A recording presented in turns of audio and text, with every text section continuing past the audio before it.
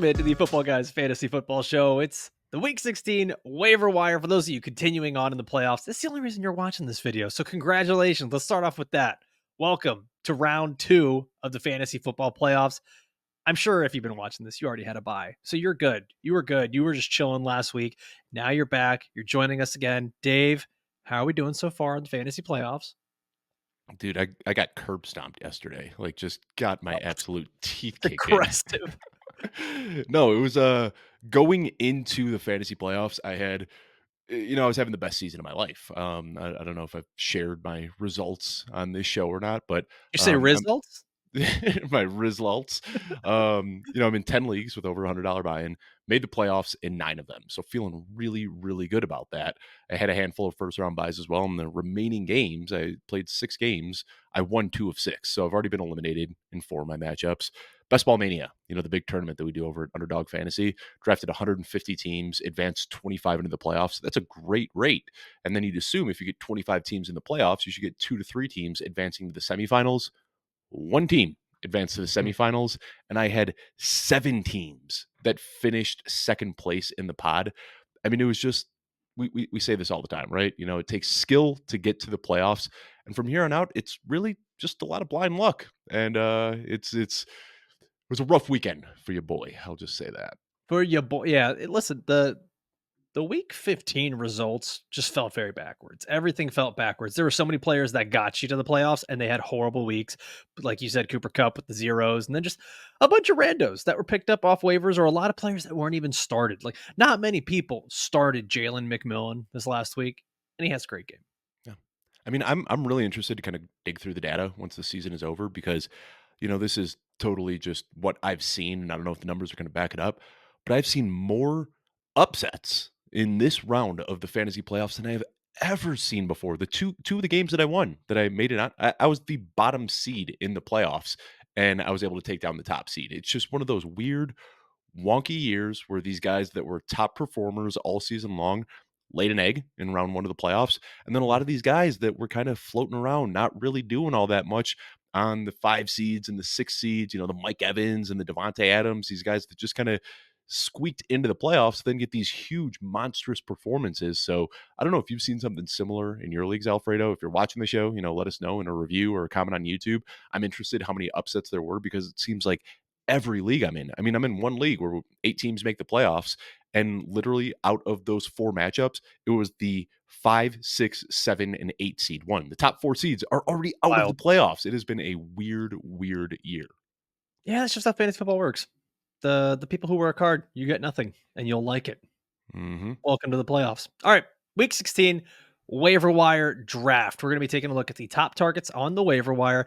And guys, honestly, there's not as many players. There's also not as many teams. So instead of doing the full 8 players and other players to consider, you're not making that many moves, okay? There's likely 4, maybe 6 teams left in we figure it out here, right? So we're just going to do 6 players here. Dave, This as episode's always, going to be like 15 minutes long, right? Like there not if really isn't a we lot to talk about. not if we keep meandering like this. Let's just keep I'm gonna talking about the Rizzler. We'll do today's show, week 16 waiver wire pickups and the Rizzler. Rizzles. Is that oh, God, I hate it so much. Please stop. Just jump into the waiver wire stuff. We're gonna do this draft style back and forth. Dave, do the first pick. Yeah. Kendre Miller, talked about Okay. him last week. There isn't much to say. It looks like Alvin Kamara might not play, and this is exactly why. I saw a lot of people on yesterday in the YouTube comments actually saying like, "Hey, I already picked up Kendre Miller last week because of your Mhm. advice," and we're seeing it happen. Alvin Kamara, 29 years old, second in the league in touches. We saw him go down with a groin injury. Seems like he might not be able to play. The Saints are basically eliminated from playoff contention at this point. They haven't had any real opportunity to kind of evaluate Kendre Miller at the NFL level. We'll see, 8 touches here, and then he's on IR. And then he comes back, he gets 3 touches, gets 6 touches the next game, back on IR. Now he's finally got a clean bill of health, and Alvin Kamara could potentially be out of the picture. So we've talked about this a lot. The Saints have a nice remaining schedule to close out the season here. Maybe Alvin Kamara is able to play through, and you're not thinking about starting Kendre Miller, but if he gets to go up against the Packers this week with no Alvin Kamara, great matchup. Next week, if he goes up against the Raiders with no Alvin Kamara, even a better matchup. So Kendre Miller is that guy right now. I think even if you don't need Kendre Miller, like let's say you're just loaded with running backs and flex options, I still want to pick Kendre Miller up because I don't want my opponent to have him. So whatever I have remaining, I'm dropping 100% of my fab on Kendre Miller if he's still available. This is why for the last 6, 7, 8, I don't know, 16 weeks, we've been saying if you can stash these players, keep them stashed. It's not always feasible, right? But these backup running backs, man, they're so important. And I think a guy like Kendre Miller too just sort of reinforces the argument that every league needs to have IR spots. Don't do that to your league Mhm. managers. If you're the commissioner, have IR spots in your league. Just saying. All right, let me give you my second pick. I'm gonna go with Jalen McMillan. I mentioned him earlier, wide receiver for the Bucks. He's had two really good back-to-back games here. JJ Zacharyson, friend of the show, was posting on X earlier today. I'm sorry, I can't believe I called it X. Twitter. That two of the highest target shares of the season for Jalen McMillan has happened in these past two games. These have been two of his best performances all season. He's been a top 18 wide receiver in fantasy in each of those games. This is a guy that I don't want to say you can start him with confidence, but I feel like the confidence level is rising in how much you can. I mean, we're at the point in the season where I said this yesterday. I would start Jalen McMillan over a DK Metcalf. And then because it's fantasy football, that's when DK Metcalf is going to blow up. So just understand that you run that risk. But McMillan looks good. He looks confident. He's not the one that's taking on the top coverage from opposing defenses. Baker Mayfield is just slinging the ball. The Bucks offense still just looks great. And he's got a solid matchup going against the Dallas Cowboys, allowing the ninth most fantasy points to wide receivers. I think this is not only a good pickup for the waiver wire, but if you are picking him up, I think you have to start him. Yeah, and if you're in a keeper league, especially, I mean, the arrow is pointing up for Jalen McMillan, and we see this all the time with these rookies who get hot at the end of the season. And a lot of people, I know it's going to happen already this offseason. There's going to be a lot of discourse like, well, it happened when Kate Otten was slowing down and Mike Evans was injured and Chris Godwin was out of the picture. It doesn't matter. I mean, we see this often. We saw it with Brandon Ayuk his rookie season. We saw it with Amon St. Brown his rookie season. Just getting hot at the end of the year, that's typically a sign that you are a good football player. So Jalen McMillan, down the stretch here, I think that you can rely on him because Baker Mayfield is just slinging it and, kind of raising everybody around him. But for keeper leagues and going into 2025 specifically, Jalen McMillan is very, very much so on my radar. I'm going to be drafting a lot of Jalen McMillan next year, especially if Chris Godwin has any sort of setback with his recovery. Well, what I was going to say is Chris Godwin's contract is up. He's Hmm. he's going to be an unrestricted free agent, and the Bucks can go ahead and void any of those years remaining. Especially with the medical recovery that he's going to have here. I don't know that he's coming back to the Buccaneers. Maybe he comes back on a team friendly deal, but if he does, it's not like he's going to be jumping right back into things. I think that the arrow, like you said, is only pointing up for a guy like Jalen McMillan, not just in redraft, but in dynasty as well. So if you drafted him and you held on to him and you just remained patient, which you should in dynasty, um, yeah, you're really happy and you're reaping the benefits here. Yep. All right, let's get to my next player here, Dave. Excuse me, your next player. Yeah, sorry, I'm being selfish here. Go ahead, pick number 3. Hey, see, you've been watching too much of the Rizzler, and now your brain Oh is just slowing God, down. It's what happens, man. It I'm seeps gonna into make your you put a brain. dollar in the Rizzler jar every time you mention him. Cut it out. Tyjae Spears wrote about this guy in this week's 3 Up, 3 Down article. Wrote about a lot of guys who are trending up right now, and they seem to be those backup running backs, kind of hitting at the right time.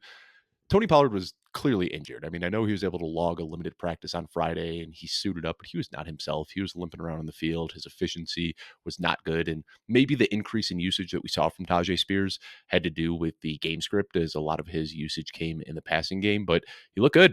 Got goal line work, got passing down work, and we know Tyjae Spears is a good player. It seems like every time he gets out in the open field, he just carves through the entire defense. Like he's always going sideways and forward and backwards in every direction and somehow ends up picking up 40, 50 yards. But that's the type of talent he is. He is just a jitterbug out in the open field. He's got game breaking speed. Had it not been for an ACL injury, he probably would have been drafted much higher. He slid into round 3 because of these injury concerns, but now he's in his second year in the league.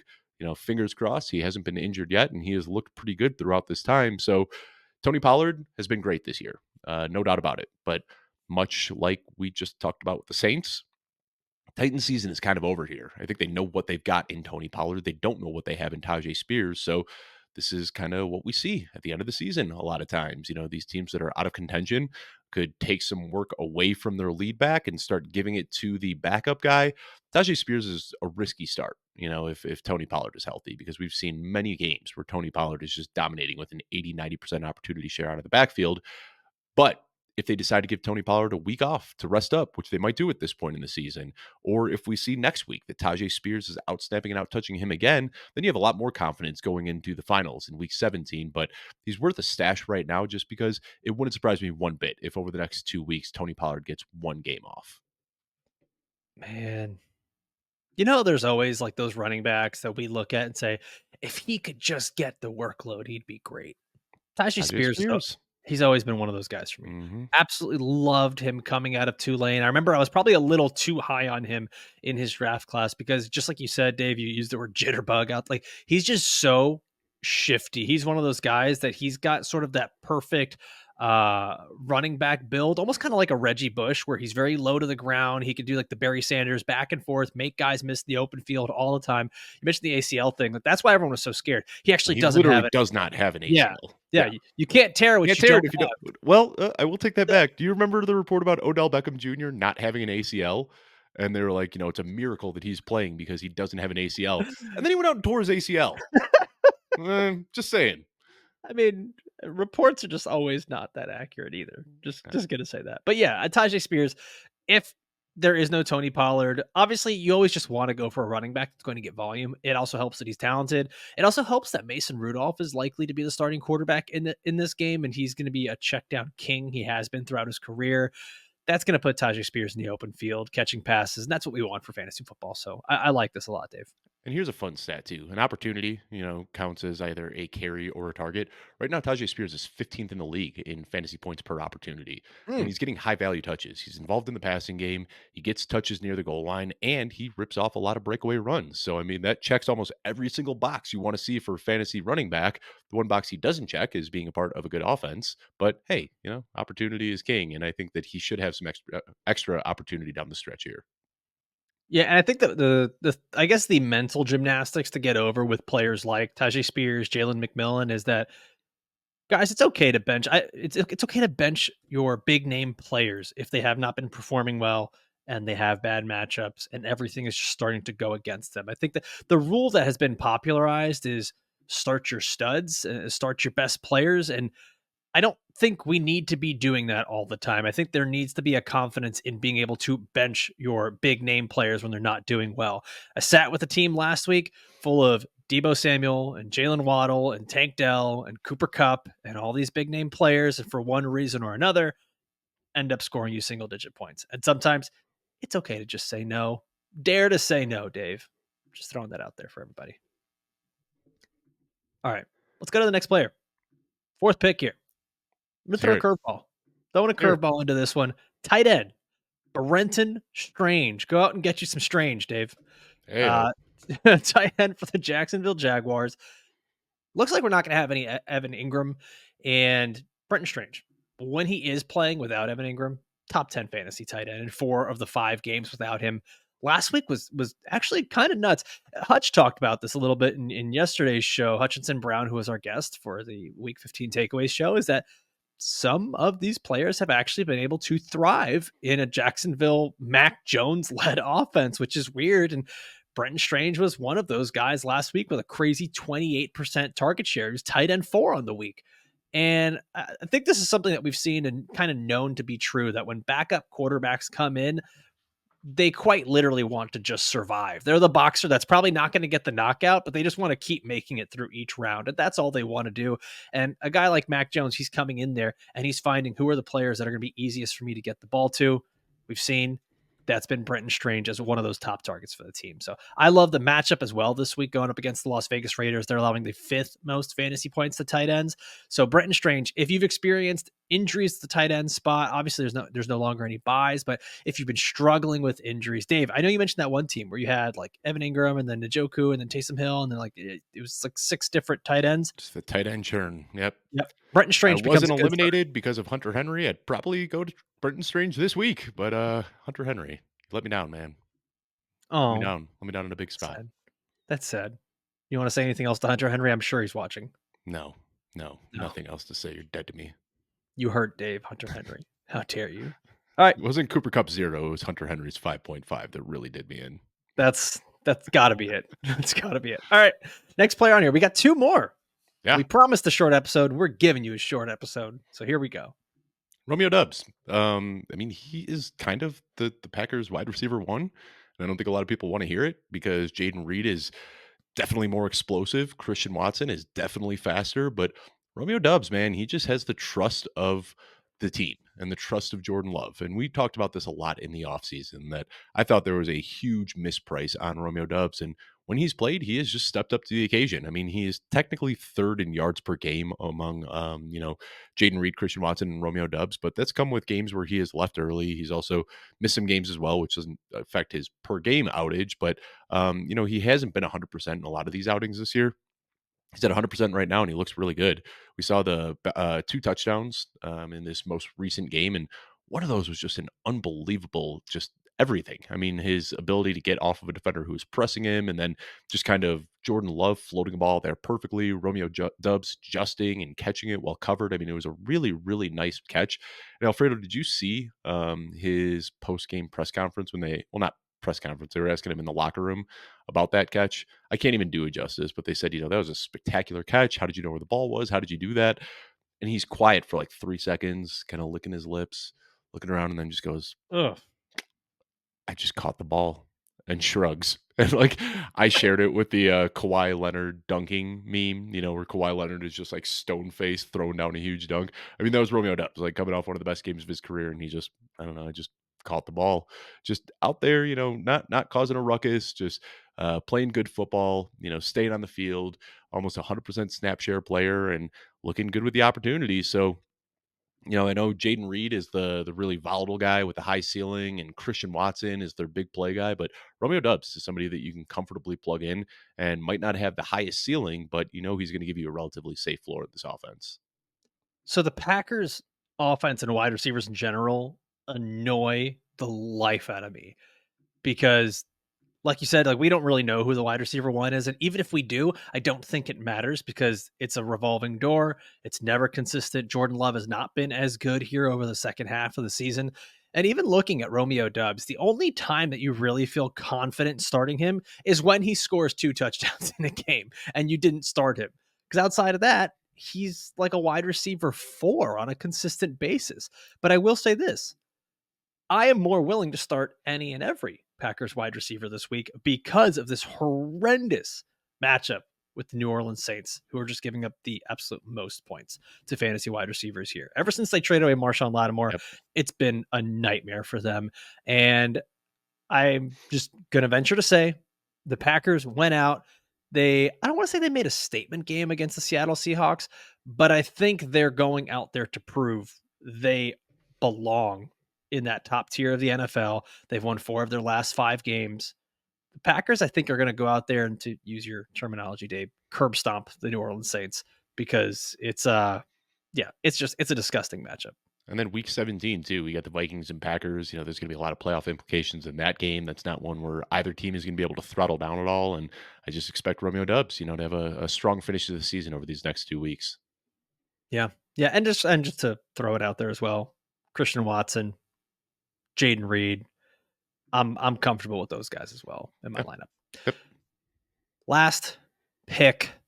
And this one I changed on you, Dave, because originally I had sent you Jalen Coker and thought, there's a compelling argument to be made for him. And I still think there is, and the Panthers offense in general.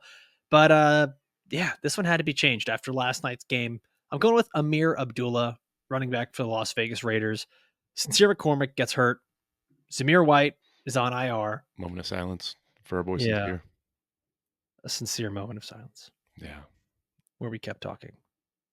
Do we want to? I think we did it. I think we had like mini moments of silence. Yeah, a lot of silence is great for podcasts. It's we had a moment yesterday where all 3 of us were just kind of a deer in headlights for like 3 seconds and couldn't even edit around it. It was just a bad moment. It happens. What's better than having those moments is when you talk about them, and then it's just even more silence. Go back and watch yesterday's episode and see if you can find where we didn't talk for 5 seconds. Yeah, it's delightful. Anyways, Ameer Abdullah, in this case, Zamir White's on IR since McCormick gets injured, RIP. And then Alexander Madison just looked terrible still. Looked terrible still. I mean, Mhm. he gets into the game for his first carry of the game, takes a tough hit, loses the ball. Looks like he got a little banged up after that. And honestly, Raiders are doing their very best to get this number one pick. They really, really are. The Raiders and Giants, this is going to be, I'm honestly a little bit more intrigued in that race to see how creative these teams can lose over the next 3 weeks here and get that number one pick. I But mean, have you looked at how close? Sorry, I'm totally just do it. go just how close the race is for the number 1 overall pick. That's what I'm I saying. mean, It's so there exciting. there are 9 teams that are within 2 games of the number 1 overall pick, and I mean, there's a huge cluster. Cleveland, Tennessee, Carolina, Jacksonville, and New England are all sitting at 3-11. So, I mean, if the Giants or the Raiders win 1 game, it is anybody's race. Sorry, as a Bears fan, about 3 weeks ago, I turned my sights to the 2025 draft, so I'm already there. I mean, I think the Raiders and Giants, they're ending up with Shadur Sanders and Cam Ward, most likely here. It kind of doesn't matter who gets what But pick. you also know these bad franchises, they always win a week 18 game they I shouldn't. I know. just flashed back to the I Texans a can't few wait. years ago. Davis Mills just like, the 40-yard touchdown pass and then the 2-point conversion. You know one of these teams is gonna botch it. Who do you think it is? Who botches it? Who gets the win that they're not supposed to get? The Raiders Giants. or Giants? The Do you think the Giants. Giants? Tommy DeVito is gonna come out here in like week 18 and just go for like 350 yards and 4 touchdowns and knock them, from pole position down to like the 8th pick in the draft. I mean, who do you think they beat? So the Giants have Atlanta, Yeah. Indy, Yeah. and Philly. Those are they could go 2 and 3 down the stretch. I mean, if Philly rests Or their 2 and 1. starters in week 18, I could see that actually happening. It'd be hilarious, yeah. Oh, Going up Tommy s- DeVito against Kenny Pickett. Exactly and what this we all is wanna see. and this is one of those things where if one of these teams wins, they not only drop from pick 1 to pick 2, they Yeah, could they'll it's a potentially free drop to fall to, pick like, 7. pick 9. Yeah, like, that's what I'm saying. It is So so tight right now that, like, you've gotta imagine, like, they don't wanna be in the locker room saying, like, "We gotta go out and lose this game," but there are, like, 9 teams right now that definitely don't wanna win. I've tried to think about that before. Like we always talk about how they want to play, players want to play. I don't know, man. If my team's 2-12 and I've got my good contract and I'm just trying to make it to next season and not get hurt, I'm probably delaying my rehab a little bit and just hanging out there. Yeah, Just if I'm Malik Neighbors and I've got an open look towards the end zone, I'm pulling to Jonathan Taylor over these next 3 weeks and just dropping the ball at the goal line. Whoops. Whoops, not sorry even, about that. not even. Just throw it at the 6 yard line. We're done. All right, let's finish this one up. We've stretched this episode out as much as we can. Ameer Abdullah is the guy I was talking about here, just Yeah, simply because of everyone else in course. this Raiders backfield looks so bad. The Raiders are going to be trailing basically all the time. This is what we've seen. They have to pass the ball no matter how much they want to run it. And Ameer Abdullah is going to be the guy that's out there on passing downs. And I mean, gosh, if we get another Desmond Ritter game, we could be seeing another 7 target game here for Ameer Abdullah. And in these games where he's actually getting touches, in 2 of the 3 games where he got 10 touches, that's all it takes, double digit touches. He was a top 10 fantasy running back. Just the receiving work for him is so valuable. He's still got enough giddy up that he can make people miss in the open field. And they've got an excellent matchup this week going up against the Jacksonville Jaguars. I think this could actually be the one where the Raiders win. Who knows, man? This, It'd be yeah, funny. gosh, like that's the game I'm putting. I don't even need red zone this week. I want to see Raiders, Jaguars. Let's Yeah, do it. man. 2 bad teams make for some good football. But I don't know what else we have to say, Alfredo. It's waivers. The reality of the situation is that you're probably only bidding against 3 other people right now if you're still alive. Hopefully nobody in the toilet You're bowl is trying so to outbid alive. you. So hopefully nobody in the toilet bowl is trying to take Kendre Miller from you. I don't know, man. I'm feeling gracious this morning. Really excited and happy for the audience that we have, afford us this ability to do this, to just act silly in front of a microphone and a camera all season and talk football and hopefully bring you guys some happiness here. I mean, fantasy football is weird, and I'm definitely reflecting this morning after, like I said, just getting my butt kicked this week. But we're having a good time doing it, and just want to thank everybody who's tuned in throughout this season. Technically still one week left. We got the finals next week, but this is the end of the road for a lot of people. And hopefully, even if you are out of contention, you'll still hang with us for the next couple of weeks, hang with us through the off season, draft season, and all that fun stuff we got coming up here. Yeah, we try to make it fun. We try to make it fun for ourselves. Even honestly, a little bit of is just us being selfish. Is let's make these shows fun. We want to entertain you guys, and honestly, yes, Dave. If we're taking a moment here to be as genuine as possible to the people that watch, the people that listen, you guys make this all worth it. You guys make this season great. You to have 6,000 subscribers on the channel that was started in just this off season, and to have the people listening and leaving reviews like we do every single week, man, it's incredibly rewarding. It's incredibly rewarding. And for those of you who have the opportunity to work hard and do something you love and have it be rewarding, you know what we're feeling. And just from the bottom of our hearts, thank you so much. Well, Dave, To wrap up on that note, yeah, yeah, I mean, I think that was a talked beautiful through way some to finish. waivers. Yeah, we talked about the gratitude we have for our audience. I don't know what else there is to say on this Tuesday morning. How about I give you a Rizzler pose just to finish us off? Yes, You ready? nothing would make me You ready? happier. Oh, Yeah, baby, that was you're hot. welcome. You're Yeah, welcome. you've For been those working on that one in the mirror. for those of you listening, head on over to YouTube, fast forward all the way to the end, pump up Whew, the numbers. Alfredo, I'm That's what we're hot. gonna I'm do. sweaty Yeah, after that one. yeah. Dave, pants off. All right, that's it for us. For myself, for Dave. Thanks for watching and listening all the way through. We'll see you next time. Adios.